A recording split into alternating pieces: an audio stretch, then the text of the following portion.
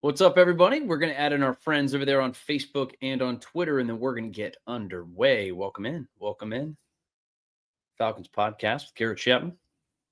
We are live on Twitter. We are live on YouTube. And now we are live on Facebook. And the Falcons Podcast with Garrett Chapman is now underway. Happy Tuesday, everybody.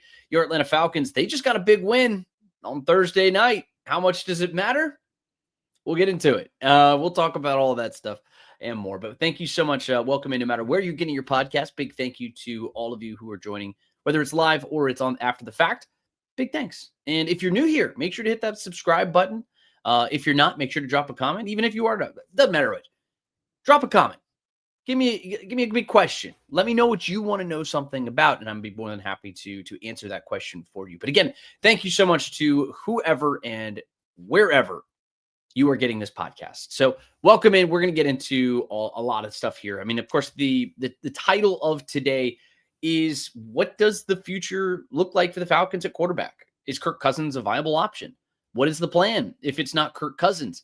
Plus, we'll get into some of our reactions to Falcons and Bucks. We might, if we have time at the very end, we might talk a little bit about some free agents, but we can always save that here for a little bit later on in the show. I will always take your questions, so make sure to drop those into the chat. But we got a big show, and I do want to start here. I see some people have already dropped some questions in. I will get to those. I promise I will. I'm looking at them. I see them, and I will address them. But I do want to talk first about what the future could look like here for the Atlanta Falcons. And let's just be real. It's very expensive, first and foremost, if they do opt to retain Kirk Cousins at the quarterback position. It's a lot of money. Let's just be very real about that. They could set up the contract initially to the point where when they signed the 4-year, $180 million deal, it was going to come in with an out about halfway through this contract. Right. So that will be coming up here in March. He has a roster bonus that is guaranteed $10 million as soon as the 5th league day hits. So as soon as he hits that one last year, that's the one last year was redeemable. That's basically, it can offset. So if the Falcons did cut him, they would owe him a lot of other money, and then they would pay him back $10 million, and they're able to get that back. But with Michael Penix's status in question moving into next year, I mean, initially people thought that he wasn't going to be the guy. Initially people thought that there was no way, right? But like I said, with Penix's 2026 status in serious jeopardy, he might have to be, because you look at some of the other options that are out there on the open market, just the people who are expected to be free agents this season. I mean, the list is not exactly alluring. Let's just put it that way. And if it comes to pass, we'll talk about Raheem Morris in a little bit. But if it does come to pass that Raheem Morris holds on to his job, Raheem Morris retains the title of head coach of the Atlanta Falcons, which is not as crazy as one might think at one point, or one might have thought at one point, then he will be in a kind of a go for it mode. And at that point, you're going to want somebody who's familiar with the offense, familiar with the program, familiar with the facilities. You're not trying to get used to a new quarterback. Maybe that makes sense. Maybe that makes sense for them. And the thing is, even if you have a new staff coming in, maybe you do want something steady, or maybe you want your own guy. So there are a lot of questions that pop up with this. And it's the fact, too, that he continued his run of dominance, and he showed that he's still capable of getting to this level when he beats the Tampa Bay Buccaneers on Thursday night. And it's the way that he does it. It's a volume passing attack, 44 attempts in this game, right? So he goes for 373 yards. He has 3 touchdowns, all to Kyle Pitts. Now he's 3-0 against Tampa Bay. He's averaging something in the range of, 380-something yards through the air. He's got 11 touchdowns and just 1 interception against the Buccaneers. I mean, it's not exactly like he's been setting the world on fire since he took over for Penix. So I think a lot of people are maybe taking this a little bit too far, but the numbers haven't been awesome before that. I'm trying to pull those up here. I can't find them off the... There it is. Yeah, so before Thursday, he had been averaging 198 yards per game. He had 3 touchdowns and just 3 interceptions. Those numbers shoot way up after you factor in what he was able to do on Thursday night. right? So that's where the sample size then becomes a lot more important. Is he able to build on this? Is he able to come through and show what he's able to do against the Cardinals, right? This is not exactly a world beater of a defense necessarily on Sunday, but those are exactly the teams that you need to go beat up. Those are the teams that you need to mollywop. You need to show what you can do. New Orleans Saints, that's another team that you should mollywop in week 18. Last week of the season, you can see what you can do. The real question is what he does against the Rams.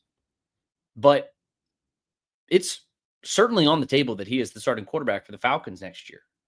And it just depends on what they're able to stomach.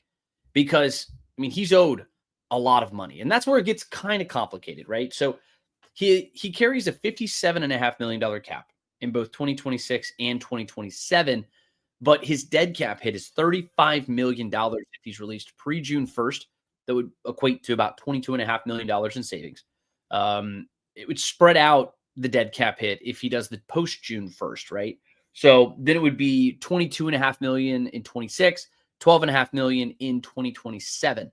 And that'd be $35 million in savings. I don't know if the Falcons, if they choose to cut him, they can't really afford to wait that long. I know you can do a post June 1st and you can set it up that way, but he's still going to be on the roster till June 1st.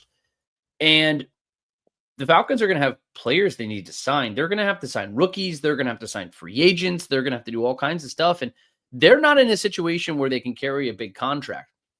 Plus, you're in a spot where you need to extend a Drake London, do you want to hold on to Kyle Pitts? What happens if Caden Ellis? I mean, there are a lot of guys here on this roster that you're going to need to look to retain. D. Alford's another one of those players who's going to be an important piece of this puzzle next year. Because, I mean, Billy Bowman's, he's another guy whose status next year is deeply in question. He's coming off of an Achilles injury. But that $10 million roster bonus hits, and then that adds just more confusion to it. And you have three options, right? You just stomach the deal and you find a way to make it work elsewhere. You release him and then you just stomach all that dead money, but then you sign a reworked deal. The reworked deal probably is what makes the most sense. And maybe you can spread out some of the cap hit or something else like that. But I mean, the Falcons, they have a lot of issues. This team has a lot of issues. And look, if you want to go back to the postseason next year, then you're going to have to make a big decision here. You're going to have to make a big decision. And it just depends. But it's Kirk Cousins or who? That's where the Falcons have kind of made this bed for themselves. And I mean, if you have a new head coach next year, they're going to want to come in here. And this is a roster that I'd say is relatively close to potentially doing something. It's just quarterback play has not been where it needs to be for large portions of the 2 seasons that Raheem has been here. Because Kirk comes in beginning of last year, first 9 games of the season, he was fantastic. He was fantastic. But he was terrible after that. He was terrible. And of course, a lot of that had to do with the injury and everything else, but he was terrible. And he cost this team games. It's a reason that this team didn't make the postseason last year. Now, on the flip side, in most of the games that we've seen him this year, he hasn't necessarily looked like he's been an inspiring option for at the quarterback position. But what else? What other options really do you have? Falcons find themselves in a tough spot. It's an unenviable situation here. And if you want to go sign, Daniel Jones is coming off of an Achilles injury. He's not even going to be an option. Maybe you can go find somebody who can go be what Jacoby Brissett has been for the Arizona Cardinals. I mean, you're going to have to stomach the dead money one way or the other. So it just depends on what they do at the head coach. I mean, if you run it back with Raheem Morris, now you got all kinds of other things that you need to figure out. So I don't know. The Falcons find themselves in a really, really difficult spot, but it's a bed that they made when they signed Kirk Cousins to a massive contract. And then on the flip side, you draft a quarterback in Michael Penix who's dealing with injuries and has a history of dealing with injuries. So what comes next, I think, is going to be very interesting here for the Falcons. But I want to jump into some of your comments here, kind of get to see what you think. Rusty Moore comes in and says, yes to keeping Kirk. Do us a favor and keep Raheem as well. That way the new head coach can have a top 5 pick in 2027. Best case scenario, we beat bad teams like New Orleans and Tampa Bay, and everyone forgets the previous 10 weeks. So, yeah, well, if the Falcons go through, it just depends on what happens with Reem. I mean, Rusty, I see what you're saying here, because then in this case, you're basically looking to tank next year, and the Falcons don't have a first round pick, so there's no real reason for them to do something like that next season. But as far as where the team stands next year, I mean, look, you'd be remiss to bet against a lot. Like you'd have a veteran quarterback. It's a team who hasn't made the playoffs in 8 years, so it's like you have to take that with a grain of salt. But you've got a veteran quarterback, you've got a team filled with weapons, and a defense that looks like it's continuing to take strides. 2027 is a long way away. It's a long way away. And I'm not really necessarily ready to get into what that looks like necessarily, but I always saw 2026 as the year that they were going to gear up and go for it. It's just very unfortunate that it's turned out the way that it has. It's a kiss of death, though, if he does move on from his coordinators, whether it's Marquise Williams or Zach Robinson moving into next year.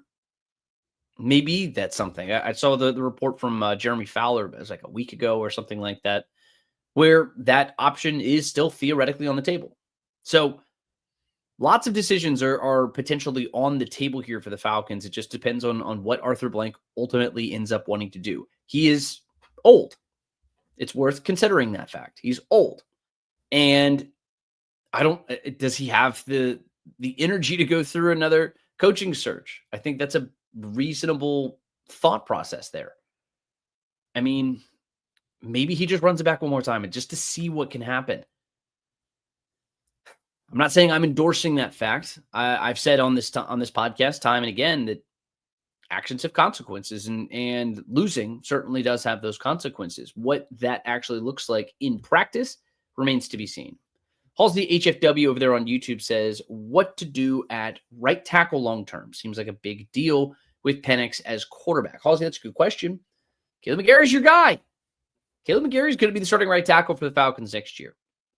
The expectation is that he's going to be up and ready to go, barring any setbacks, which I have not heard anything about Caleb McGarry. It's kind of worth bringing up and discussing at some point, but it's not going to be an in-season conversation that we hear from Terry Fontenot, Raheem Morris, or any of these other folks. I mean, we're not going to hear from Terry Fontenot at all anyway. But as far as Raheem goes, he's not going to give us any updates necessarily on McGarry. But McGarry signed a contract, and he's going to be the guy until that contract runs out. You just don't really have a lot of options. And I mean, I love the idea of drafting an offensive tackle with some upside. Maybe you can get that in the second round. Maybe that's not necessarily what you want to do, but it just depends. I mean, it depends on what the front office looks like next spring, because you could, I mean, say Terry Fontenot is still the general manager. He could be drafting to save his job in 2026. So you're not going to necessarily draft players with long-term potential. You're going to be drafting players with short-term upside who can go and make an impact for your team right away. So again, this is why talking too deep into 2026 is almost a moot point, because you don't know what the coaching situation looks like. You don't know what the general manager situation looks like. The next 3 weeks become critical here for the Falcons as far as what their future looks like, because if the Falcons finish 8-9, Raheem Morris is going to be your head coach. I really think that he would retain the title of head coach. I think that at least there's a very good chance, right? It may not be what fans want. It certainly is not what fans want, but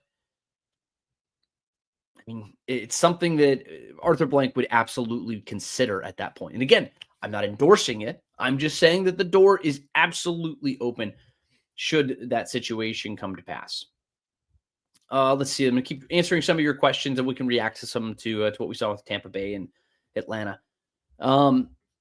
Alberto Molina, 8417 says on YouTube, depends on Arthur Blank.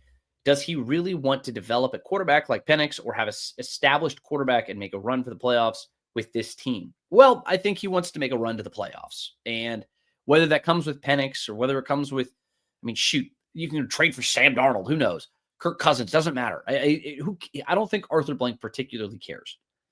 I think he just wants to get this team to the postseason. Shoot, man, make it Justin Fields. I know Shedeur Sanders. What? Doesn't matter. Who cares? He just wants to go to the postseason. He wants to get this team to the postseason, and the guy wants to win. He's been on record talking about how badly he wants to win. And I believe him. I absolutely believe him. It's just, is this team constructed in such a way that they can compete for that? That remains to be seen because history says no, unfortunately. But to answer your question, Alberto, I mean, look, I think whatever option is the best one to get to the postseason is the one that Arthur Blank is going to endorse. Halsey says, can we ban teams from trading first-round picks for defensive quick fixes? Well, are you alluding? I'm not sure what you're alluding to with this one. I'm assuming the James Pierce one. In which case, well, I don't know why you would want to ban a general manager from doing that, because by all means, it fixed the Falcons' biggest issue. They're second in the NFL in sacks right now. Second in the NFL in sacks. Like, this team is on fire, literally, at getting after the quarterback. They're really damn good. And I don't know how anybody could potentially say that it was the wrong decision. It just doesn't factor into my head. It's crazy to me that there are people out there who, and also I'm not saying you're doing this. It's a fair comment. I get what you're saying, but James Pierce has been a revelation for the Falcons this season. He's been incredible. He leads all rookies in sacks. I mean, I think he's top 17 in the NFL in sacks as a rookie. Unheard of. Just tied Micah Parsons for most consecutive games with a sack as a rookie. I mean, the guy can go get double-digit sacks. The Falcons have had double-digit sacks in almost a decade for one player. In almost a decade. It's been a long, long time for not even just for James Pierce, for the Falcons. And James Pierce might do it year one. So it's not as much as a quick fix. He might be a long-term fix. He might be a long-term problem for teams across the NFL, and the Falcons have him on his team or on their team. I will never complain about that fact. Let me just say that. Also, he says teams can't keep their quarterbacks healthy, need to develop 12 quarterbacks per team. I don't know what you mean by that. 12 quarterbacks? Come on. No one's going to do that. Shy Boogie says, what's up, Falcons family? What's up, my man? Welcome in. And big thank you to, we got 50 people across all platforms jumping in. And I really appreciate all of you, no matter where you are taking in your podcast. Make sure to share with your friends. We're looking to grow the pod a little bit. We're trying to get it going and spread it to more Falcons fans across wherever you take your podcast. So we really appreciate all of that. Make sure to give me a follow as well at GChapATL. If you're not subscribed right now, make sure to hit that subscription button, and we'll get you in there. And we don't send you anything. We don't harass you. It just helps us. And for that, we are very appreciative. Alberto Molina on YouTube comes in and says, Mike McDaniels makes sense since he has ties with Atlanta and the Raheem buddy system as well. Look at Ulbrich, and now look how the defense is. Well, Mike McDaniel's not going to get fired. Mike McDaniel was able to turn the Dolphins around in a massive way, in a major, major way. It was not until last night on Monday Night Football that the Dolphins were eliminated from the postseason. And needless to say, I think the issues with Miami are not at the head coaching position. It's not a head coach. It's a quarterback. And as a result, you're starting to see, well, the news that came out today that Tua is probably going to be benched. It's not Mike McDaniel.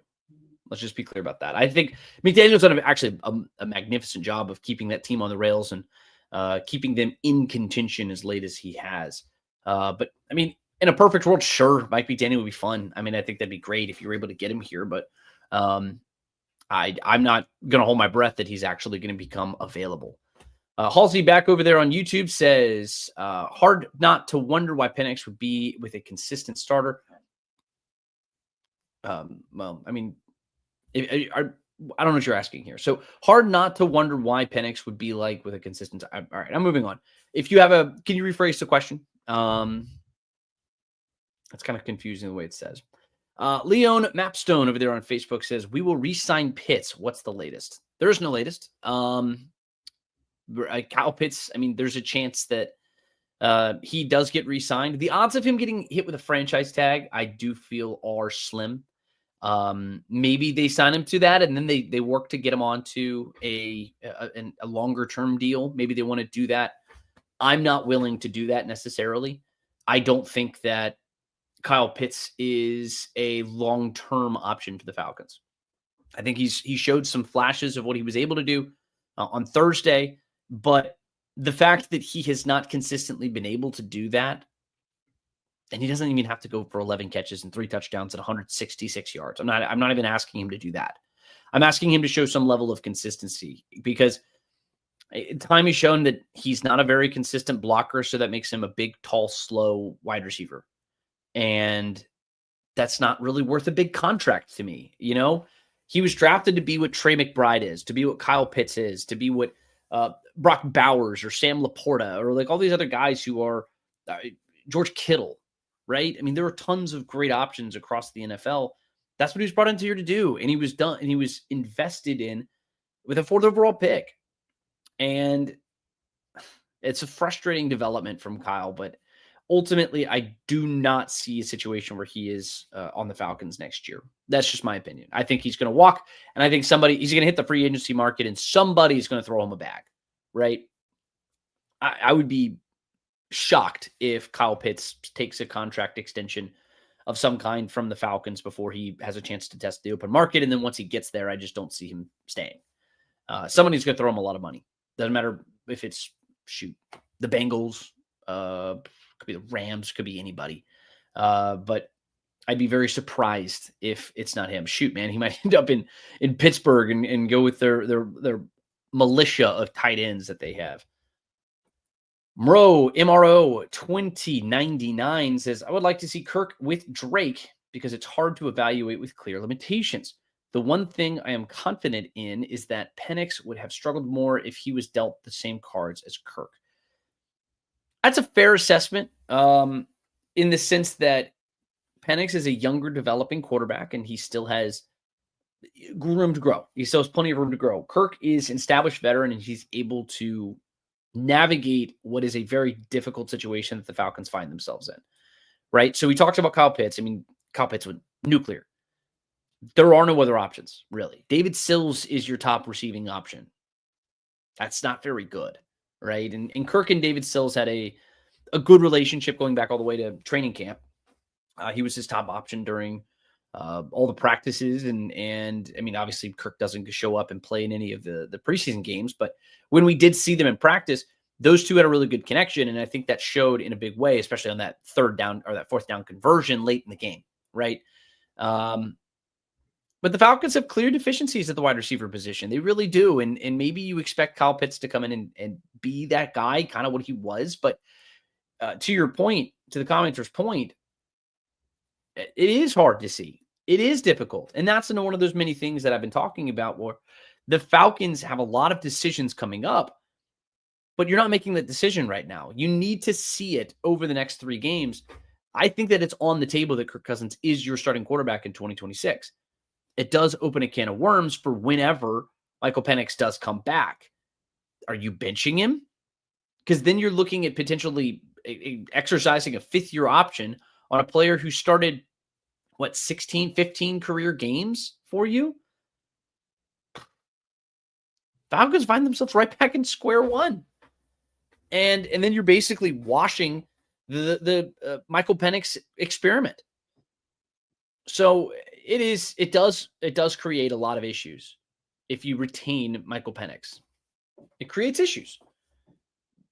Or excuse me, not Michael Penix. If you retain Kirk Cousins, it creates issues for Penix. It creates issues for how this roster is constructed, financial considerations, things like that. And I mean, but if Kirk Cousins continues to do what he did on Thursday throughout the course of the rest of the season, he goes out and he lights it up in Arizona. If he goes and lights up the Rams and maybe gets the Falcons to a win in that game, which I'm not going to predict that. And then you beat them and you beat the Saints at home. And this team finishes 8-9. That means Kirk Cousins, I believe, would finish with a winning record. You have to consider it at that point. But again, that's a lot of ifs. And if ifs and buts made Kenny and nuts, we'd all have a Merry Christmas. Leo Mapstone says, need a corner too. There's a chance that they need a corner. It depends on what they do with Mike Hughes. He is going to miss next Sunday's game, so you get a chance to see what Kobe Bryant can do. I know a lot of people here on the podcast in the comment section have been big fans of Kobe Bryant. He was picked on a little bit on Thursday. He was picked on a good bit, but you'll get a chance to see what he can do. But I think that the Falcons would probably invest in a cornerback. That would make a lot of sense. A wide receiver, potentially with that second pick in next year's draft. It's going to be one of those two options, I think.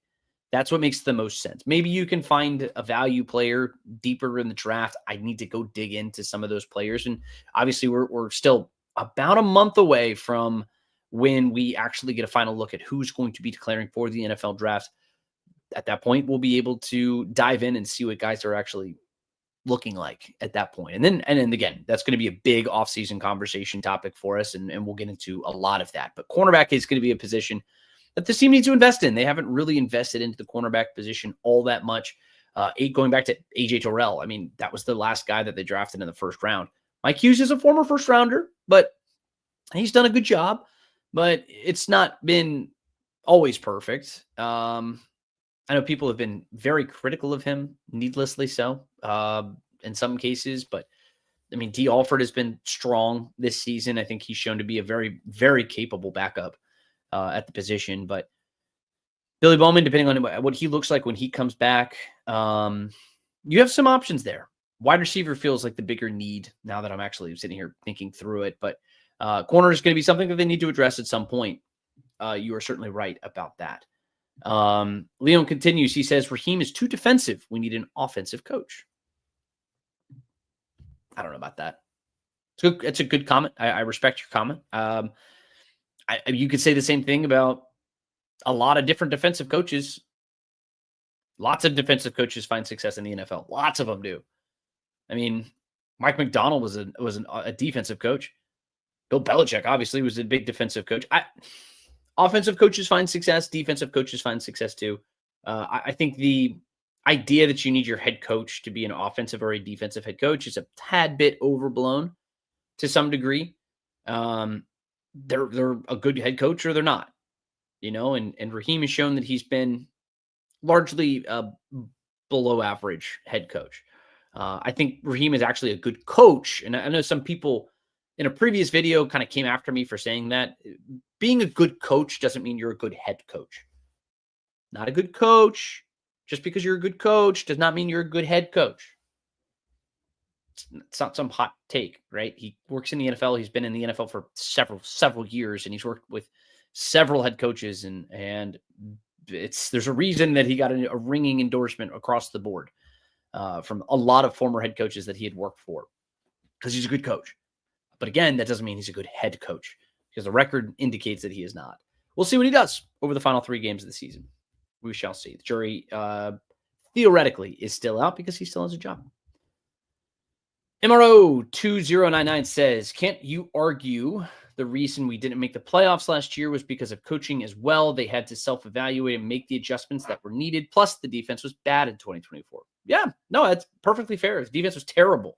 It lost them a lot of games, but it also kept them in several other games. I always point to the game they played against the Chargers last year, where that was a pretty good Chargers team that you were playing, and the defense was really the only reason you were in that game, right? And it was Kirk Cousins throwing several interceptions and dooming the team. And I do give you some credit there, because I think the coaching staff did not get nearly enough heat for not identifying the issue with Kirk Cousins sooner and, making that adjustment that they needed to. They lost a lot of winnable games down the stretch last year, and it cost them a playoff run. I won't forget that. So I don't think any fans will either anytime soon. But it certainly is coaching. Everything comes back to coaching. They'll be the first to tell you that. I mean, bad coaching can lose you games. And I think bad coaching ultimately cost them last year. And there's a reason Jimmy Lake was let go at the end of last year. Over on Facebook, Leon says, I keep Zach Robinson. He's been pretty good. I don't know about that. He continues, if Raheem leaves or gets fired, I would take a shot at Kirby Smart. Well, Kirby Smart is not leaving the University of Georgia. Let's just be clear about that. I would be stunned if he left UGA. I respect your optimism, but he's not leaving to go to Atlanta. That's just not happening. Halsey, HFW, says, what coach wouldn't want to hitch their careers to Michael Penix, starting a line for candidates? That sounds very sarcastic. Just when I read that, it sounds pretty sarcastic. But either way, Keith comes over and says, I'm late. Don't worry, man. You get the rewind button. You can always go back and check it out. But welcome. Better late than never. Welcome in. Keith says, he continues through. He says, was it the defense Bucs were playing or what? Why can't Pitts give us this all year? That's a great question. Because Raheem said on Monday that this is something that he challenged Kyle Pitts to do because the Falcons don't really have a wide receiver one. They don't. The wide receiver one is Kyle Pitts because Darnell Mooney has not stepped up and he hasn't been that guy. And he's not going to be that guy this year. They've been saying that a takeoff is coming. It's not happening. Until proven otherwise, it's not happening. But Bijan, he's kind of operated as a wide receiver. He's led the team in receiving on several occasions. And without Drake London, it's Kyle Pitts or it's Bijan Robinson. Because David Sills is not a wide receiver one in the NFL. He's not a wide receiver two, really, in the NFL. But he's the best you got right now at wide receiver. And Kyle Pitts has got to be the best option, but the best overall receiving option that you have. So where the hell has this been? He has trended up. He has been playing well, I will say, but not that. That is what the Falcons drafted him to do back in 2021 with the number 4 overall pick. Where's that been? Why can't we get that more consistently? And that's part of the thing that it actually frustrates me more than anything, right? That's what really frustrates me. Why can't he do that more often? And we'll see. Just like with Kirk Cousins. I know the whole headline of this show is Kirk Cousins, could he be a potential option for the Falcons in 2026? Well, could Kyle Pitts be an option for the Falcons in 2026? Obviously not as quarterback, but could he get a contract here? Until he shows me that he can consistently put together performances like this, no, I'm not willing to take that bet because it's somebody who I have not seen it consistently enough from him to really believe that he is a viable option for this team to do that on a consistent basis. We'll see. Halsey says receiving touchdowns, London is 6, Pitts 4, everyone else combined 5. Yeah, and Pitts had 3 come in one game. Drake London is responsible for basically every ounce of success that the Falcons have had this year. And the one that Bijan Robinson had came all the way back in week 1 on the second or third play of the game. Took a screen pass, 51 yards for a touchdown. Man, that feels like forever ago. Yeah, it just shows how bad the receiving options have been. John M2617, it says, it's not Scott, it's John Elway's stepson. I don't know what that means. I don't know what you mean by that. But Keith Robbins on YouTube says, what always keeps us out of the playoffs is always inconsistent playing on all 3 levels. It's something. It's been something for the Falcons. And that's been one of the biggest points of contention that I've had. And that's where it kind of comes back to the head coach, right? So you saw the buck stops here, right? That's where it stops with a football team is at the head coaching position, whether it's special teams, defense, or offense. And that's why I say you can be a good coach, but that doesn't make you a good head coach, right? That was an earlier comment that I made, and I backed that up with this. If there is an issue, that's also why I don't necessarily care all that much if you're an elite offensive coach, elite defensive coach, whatever. You need to be an elite head coach. You need to be really good at managing a team, managing your roster, and getting the best out of your players. Because you could be having issues in special teams, defense, offense, something. And for the Falcons, it's been a different issue every single week, basically every single game this season. It's been something new every single time. And that's where it comes back to being a head coach. And that's where it comes back to Raheem Morris doing a better job. It's that simple. And if your head coach isn't ready to do that or able to do that, then you got to go find somebody else. You know, and that's why it stops with the head coach. And I think some teams are too quick to cut a head coach. Maybe Raheem does get that 3rd year to show what he's able to do. But to this point, his record has not been good enough to really retain him. But if he does finish 8-9, you see some progress down the stretch. It just depends. And again, I'm just thinking out loud. This is what Arthur Blank could be thinking. Ultimately, just going to come down to whatever the owner thinks. Let's see. JLTCDM369 over on YouTube says, the wins the Falcons have are in spite of coaching. I don't know how we can say that necessarily, but I could say that players have lost them several games too. I mean, Raheem Morris didn't go out there and miss an extra point against the Patriots. Raheem Morris didn't go out there and blow the lead against the Carolina Panthers and get burned on several occasions. Like, I want to say, no, it was Natrone Brooks. Natrone Brooks was getting burned against the Carolina Panthers. Raheem Morris wasn't the guy who did that, right? So the Falcons winning in spite of coaching, I think, is a convenient narrative, to quote Arthur Smith, but it's not necessarily something that we can fundamentally prove, I guess. I would say that the Falcons head coach and the coordinators, to your point, a better way I would say to phrase this, my friend, is that the coaches have not put them in the best position to be successful. And that is, of course, it's fireable because it comes back to the coaches. What does a coordinator do? Calls plays. If the plays aren't working, you got to figure it out, right? That's a better way to say that. So to say that the Falcons have won in spite of it, well, I don't think that that's necessarily fair. It's also just true that the margins in the NFL are really, really slight. They're very small. And it often comes down to the tiniest of details. And far too often, the Falcons have been on the wrong side of that. Halsey says, it's okay to say the Mooney signing was clearly an overpay. Well, he was great last year. And this year, he's just never been at full speed. He's never been at full speed. It says it's okay to say that Mooney was an overpay. Well, he had 1,000 yards last year. He'll have one more year next year to show what he's able to do. So what that looks like, I don't know. I mean, just depends. But I don't think it's necessarily an overpay as of right now. It's disappointing. It's certainly disappointing what he has done this year. He's had a big opportunity with Drake London being out. Big opportunity. And he just hasn't taken advantage. John says, busting your ass. Yeah, well, I respect that. I just didn't know what you were trying to say. You're saying something about John Elway, I guess, maybe going back to the 98 Super Bowl or something.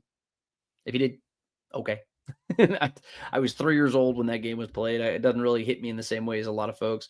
Yeah, Halsey says wrong host. Yeah, I don't know. I'm not necessarily the right one. Yeah, but here we go. All right, so Rio Deshaun Alexander Smith. That's a badass name, my man. He says over there on Facebook, unpopular opinion, but if Raheem wins 2 of the next 3 games, he's back next year as coach. And I'll agree with it. My reasoning, doing an entire roster, front office, and coaching blow up at this point is a little early. But after next year, it will be easy to get off essentially everything. We will have cap space, and we need to fill the gaps at receiver, corner, and special teamers. Rio, I think that's very fair. I think that's largely the argument that I've been making for why the Falcons may end up retaining Raheem Morris. It's not going to be a popular decision. It's not going to be one that I think will be receptive. Our fans will be receptive to. But it may ultimately be the decision that's made. Right? There's a really good chance that Raheem Morris is back. If he wins 2 of the next 3, I think that's probably your baseline. That's far from a given. It's far from a given based off of the way that the Falcons have played this season. And shoot, man, if you lose to the Jets, you can lose to anybody. And the Falcons have already lost to the Jets. Yeah, swept by the Panthers. And man, that makes it more frustrating. I will say this too. If the Falcons finish 8-9, which is still on the table, that you would have to win out. And Rio, thank you for the comment. I actually think this is great. I see your point across the board. Because they do have some needs that they have to fill. They have some other stuff that they have to figure out. You're going to have to figure out offensive coordinator probably in this case because you're not running it back with Zach Robinson. I just don't think that you're going to hitch your wagon to that. And special teamers, I think a lot of the issues they've had this year just come back to injuries. They've invested heavily at the special teams position, right? So it's like whether it's a gunner or whatever, They've put in a lot of bodies. They've made a pretty significant contribution to players who are effectively solely designated as special team players. A lot of those players have been hurt. A la D'Angelo Malone, Josh Woods, Natrone Brooks called up into more action with the top squad. And D. Alford, he's a starting cornerback for you now. He was a guy who was very prominent on special teams. J.D. Bertrand, who just really hasn't played very well this year in general, and I think he's dealing with some confidence things now, my opinion. But look, this team has a lot of holes, specifically wide receiver and cornerback. But if you do run it back with Raheem Morris, you have to go figure out who's going to be coming in here to be a play caller, and hope that it really takes off in a big way. That's where it gets kind of interesting because you're going to have to gamble. If you do retain Raheem Morris, he's got to figure out who's going to be calling plays next year because Jeff Ulbrich, I think, has done a marvelous job. And if he comes back, I just don't want it. The Falcons have a chance to what? It was like 5 defensive coordinators in the last 5 years. If you move on from Jeff Ulbrich, which if you fire your head coach and he brings in a whole new staff, that's effectively what's going to happen. But it just makes things very interesting. But to your point, Rio, you have to win at least 2 of the next 3 games for this, in my opinion, to be entering into consideration. It's on the table. Not necessarily probable, but we'll see. Keep on rolling through. Keith says Garrett does an awesome job. I appreciate you, my man. I appreciate you, Keith. Really appreciate you. Big Zeke, M5er, excuse me. My bad. We need another wide receiver for Drake London. Yes, I agree. Completely agree with that.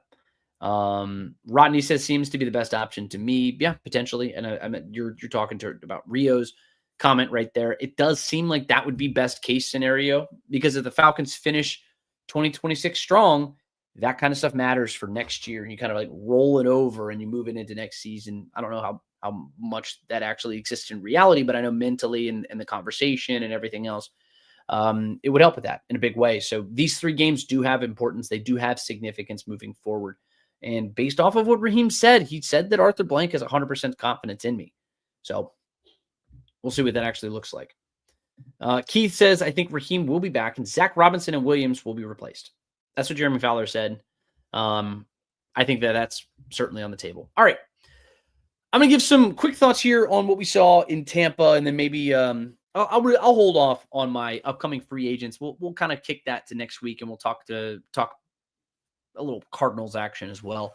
But that'll be our Thursday episode. We do this every Tuesday and Thursday at 6:00. I know recently my schedule has been absolutely nuts recently. But generally speaking, we're going to do it every single Tuesday and Thursday at 6:00. So make sure to set that calendar reminder and jump in here. We like to do this and kind of talk some Falcons ball. So appreciate all of you who are joining in. If you're new here, really I appreciate you being here first off, and welcome. Hit that subscribe button, hit that like button. Really appreciate all that you do and jumping in here and having this fun with us.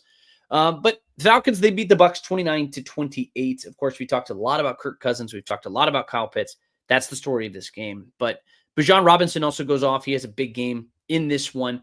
Ryan Newsel has been a big topic of conversation, and it's because of plays like that kind of make me feel like this team isn't lost. Because I look at a team in Arizona who has seemingly taken their foot off the gas. I mean, you have guys who are playing hard, like a Trey McBride's playing hard. You have a Jacoby Brissett who's playing hard, and a defense that I feel like is effectively, I don't want to say quit on the season, but they've been giving up a lot of points recently, and it's seemingly just gotten worse. I haven't seen that from the Falcons. I just haven't. And then when you pair in a play like Ryan Newsel had, right? You pair in what we saw from News, where you have, 7 Buccaneers players gather around a football that was stripped from Darnell Mooney, and Newsel's the guy who comes up with it. Out of nowhere, not even in the frame. It tells me that the players are playing hard. It tells me that the players are still trying to get up there and make something happen, right? You have a defense that sacks Baker 5 times in this game. James Pierce continues to be just a revelation, a freaking stud. 8 sacks this season. 8 sacks. And, I mean, you don't have much to play for necessarily. But you have a young team who's, they're young in their core is young. Their core players are young. But the team itself is actually kind of old. You have a lot of veterans. But you have a lot of guys who are playing for the future of this franchise. And I think that that's pretty clear. You see guys who are fighting and clawing together to try and get a positive result, even though you're sitting at 5-9, even though you're sitting outside of the playoffs, guaranteed to miss it and to have a losing record. very easy to quit. And it does not look like that has been the case. But of course, the biggest story of the other big story of this game, not the biggest is Kirk and Kyle Pitts. But the other thing is the 19 flags. I mean, what the hell was this? Right? It's the most in franchise history. It's the most in an NFL game in 9 years. I mean, the fact that the Falcons were able to go out and get a win, which ironically, the last time that there's this many flags in an NFL game was the Oakland Raiders, ironically, against the Tampa Bay Buccaneers, and they also won that game. So maybe it's just the Bucs. I don't know, but it's been a while since it's happened. And for the season now, the Falcons have been struggling with penalties. They're now minus 57 in net yards and minus 12 in net penalty margin. Both of those are within the 9 worst teams in the NFL. Not good company to be in, but it's interesting the way that the Falcons have been able to continue to battle and continue to fight. And I was impressed with it. I was impressed. They don't have anything to play for down the stretch, but they continue to find a way, or work to find a way. And on Thursday, they were actually able to find a way. Can they stack it? Can they start stacking wins? They've really struggled to do that. This would only be the second time all season that they would have had consecutive wins. If they can go out to Arizona and get a win on Sunday, they have a chance. We'll see if that actually comes to fruition. I see some other comments jumping in here.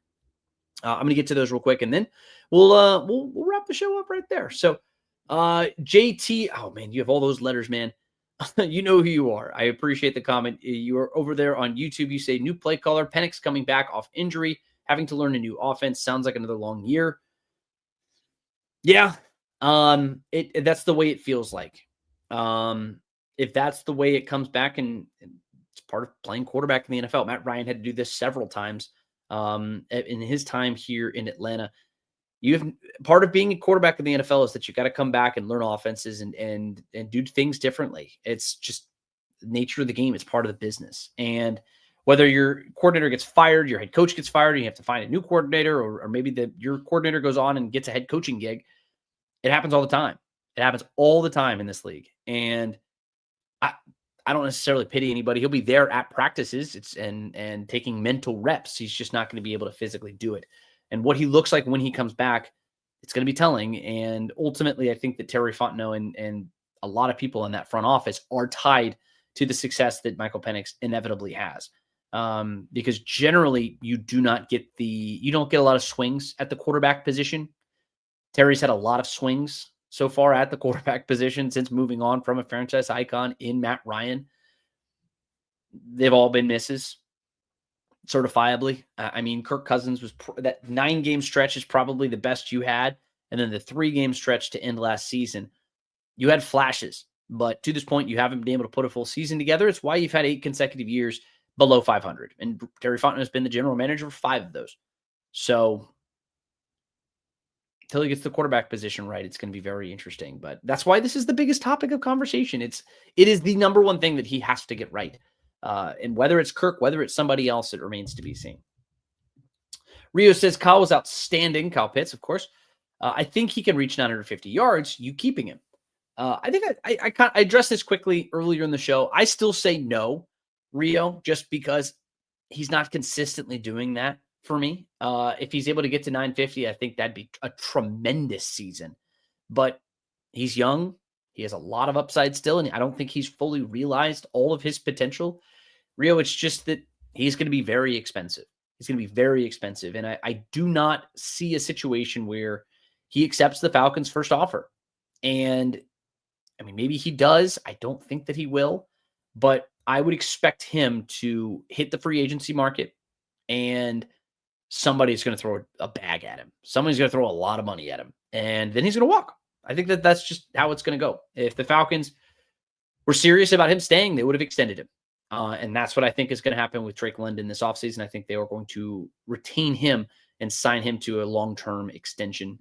Keith says he was down there at the Tampa game and that it was a good game. It was a very good game. And that they were playing their butts off. Man, them flags were flying. That's a good way to end it, man. And Michael Ronquillo jumping in here at the buzzer, hitting us with the red and black hearts. I appreciate all of you guys. It was a fun show. Some positivity, sort of, for the first time in a little while. How about a win? Wins are fun.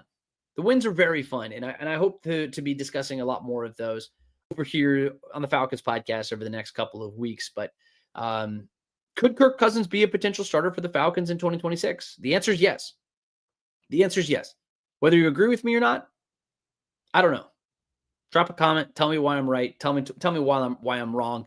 But I appreciate all of you guys for jumping in here. No matter where you were watching, I appreciate you. If you're over there on YouTube, make sure to drop that or hit that subscribe button. If you're on Twitter, make sure to hit that the like button. Maybe retweet that, and we'll see how it goes. But I appreciate all of you guys.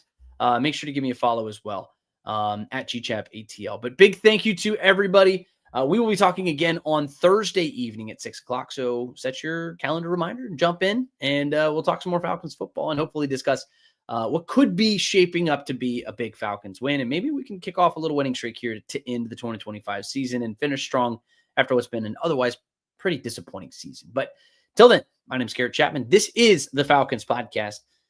Till then, go Falcons.